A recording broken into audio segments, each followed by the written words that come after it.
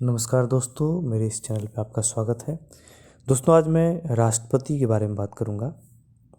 दोस्तों, भारतीय संघ की कार्यपालिका शक्ति राष्ट्रपति में निहित होती है। भारत में संसदीय व्यवस्था को अपनाया गया है, अतः राष्ट्रपति नाम मात्र की कार्यपालिका है तथा प्रधानमंत्री तथा उसका मंत्रिमंडल वास्तविक कार्यपालिका है। राष्ट्रपति देश का संवैधानिक प्रधान होता है। राष्ट्रपति भारत का प्रथम नागरिक कहलाता है। राष्ट्रपति पद की योग्यता की यदि बात करूं, संविधान के अनुच्छेद 58 के अनुसार कोई व्यक्ति राष्ट्रपति होने योग्य तब होगा जब वह भारत का नागरिक हो, 35 वर्ष की आयु पूरी कर चुका हो, लोकसभा का सदस्य निर्वाचित किए जाने योग्य हो, चुनाव के समय लाभ का पद धारण नहीं करता हो। यह व्यक्ति राष्ट्रपति और उपराष्ट्रपति के पद पर हो या संघ अथवा किसी राज्य की मंत्रिपरिषद का सदस्य हो तो वह लाभ का पद नहीं माना जाएगा। अब राष्ट्रपति के निर्वाचन के लिए निर्वाचक मंडल की बात करते हैं। इसमें राज्यसभा, लोकसभा और राज्यों की विधानसभाओं के निर्वाचित सदस्य रहते हैं। नवीनतम व्यवस्था के अनुसार पुदुचेरी विधानसभा तथा दिल्ली की विधानसभा के निर्वाचित सदस्य को भी सम्मिलित किया गया है।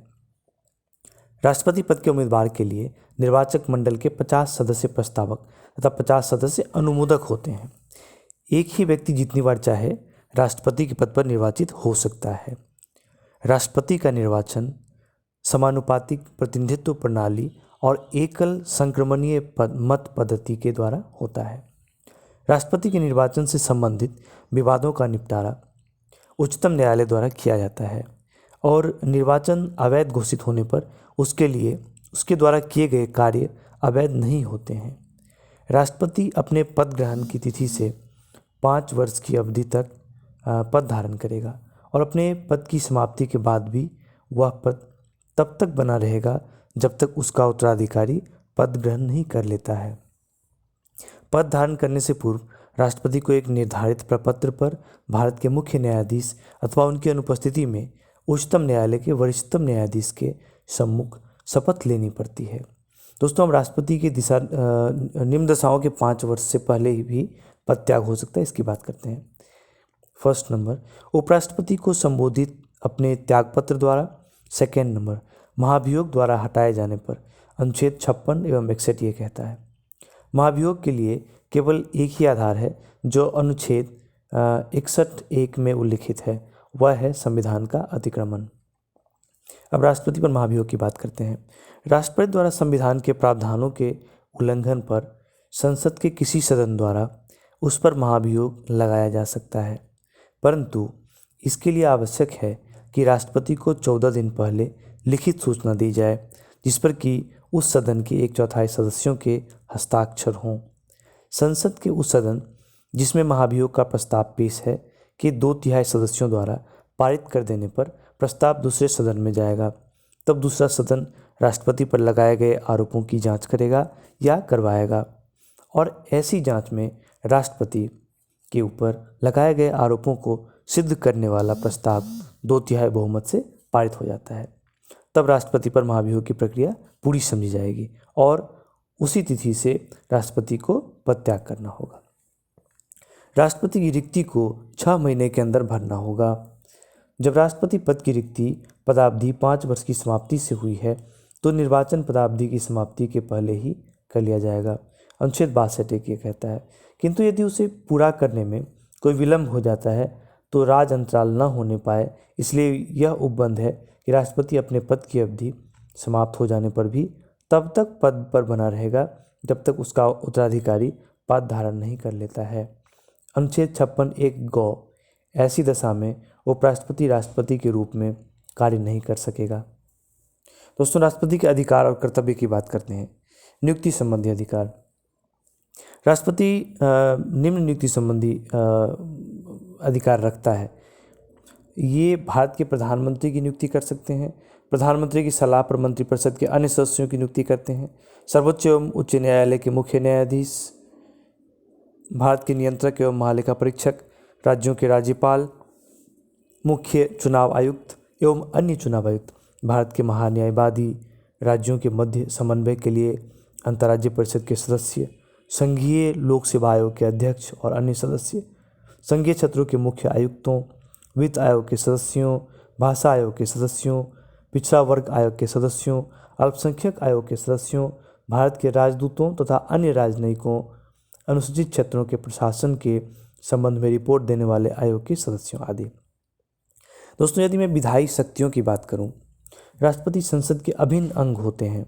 इसे निम्न विधायी शक्तियां प्राप्त होती है: संसद के सत्र को आहूत करने, सत्रावसान करने तथा लोकसभा भंग करने संबंधी अधिकार, संसद के एक सदन में या एक साथ सम्मिलित रूप से दोनों सदनों में अभिभाषण करने की शक्ति, लोकसभा के लिए प्रत्येक साधारण निर्वाचन के पश्चात प्रथम सत्र के प्रारंभ में और प्रत्येक वर्ष के प्रथम सत्र के आरंभ में सम्मिलित रूप से संसद में अभिभाषण करने की शक्ति, संसद द्वारा पारित विधेयक राष्ट्रपति के अनुमोदन के बाद ही कानून बनता है। संसद में निम्न विधेयक को पेश करने के लिए राष्ट्रपति की पूर्व सहमति आवश्यक है: नए राज्यों का निर्माण और वर्तमान राज्य के क्षेत्रों, सीमाओं या नामों में परिवर्तन संबंधी विधेयक, धन विधेयक जो अनुच्छेद 110 कहता है, संचित निधि में व्यय करने वाले संबंधी विधेयक और ऐसे कराधान पर जिसमें कि राज्य हित जुड़े हैं प्रभाव डालने वाले विधेयक, राज्यों के बीच व्यापार, वाणिज्य और समागम पर निर्बंध लगाने वाले विधेयक। संसद सदस्यों के मनोनयन का अधिकार, माफ कीजिएगा, संसद सदस्यों के मनोनयन का अधिकार। जब राष्ट्रपति को यह लगे कि लोकसभा और आंग्ल भारतीय समुदाय के व्यक्तियों का समुचित प्रतिनिधित्व नहीं है, तब वह उस समुदाय के 2 व्यक्तियों को लोकसभा के सदस्य के रूप में नामांकित कर सकता है। इसी प्रकार वह कला, साहित्य, पत्रकारिता, विज्ञान तथा सामाजिक कार्यों में पर्याप्त अनुभव एवं दक्षता रखने वाले 12 व्यक्तियों को राज्यसभा में नामजद कर सकता है। अध्यादेश जारी करने की शक्ति वो जानते हैं। संसद के स्थगन के समय अनुच्छेद 123 के तहत अध्यादेश जारी कर सकता है, जिसका प्रभाव संसद के अधिनियम के समान होता है। इसका प्रभाव संसद सत्र के शुरू होने के 6 सप्ताह तक रहता है, परंतु राष्ट्रपति राज्य सूची के विषयों पर अध्यादेश नहीं जारी कर सकता।